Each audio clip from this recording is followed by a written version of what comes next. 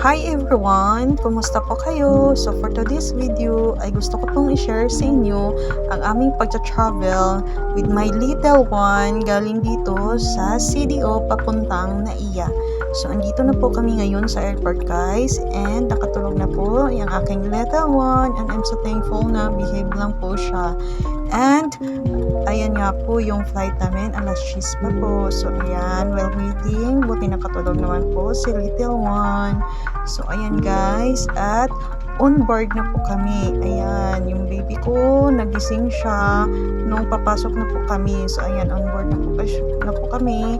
And then, sa makita nyo po, curious siya, natingin-tingin siya dyan sa mga tao. But sad to say na habang while taking off, ay grabe na yung pag-iiyak niya. And halos po nakatayo kami sa buong biyahe. Nung pwede nang tumayo, ay tumayo talaga ako kasi hindi po talaga siya tumigil sa pag-iiyak. So ayan, that video ay nakarating na po kami niyan sa NAIA and I'm so thankful for the safe travel and thank you doon sa mommy na tumulong sa akin while umiiyak yung baby ko. So ayan, nag-aantay po sa amin yung papa niya dyan and I'm so thankful po talaga sa biyaheng ito and palabas na po kami.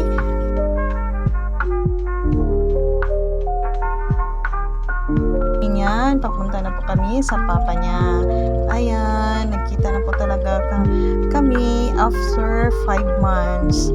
Nung baby pa lang niya to nakita. So ayan, that's our second travel and papunta na kami niyan sa Tacloban City. Wala kasi pong flight na galing CDO papuntang Tacloban. So ayan, meron pa kaming layover.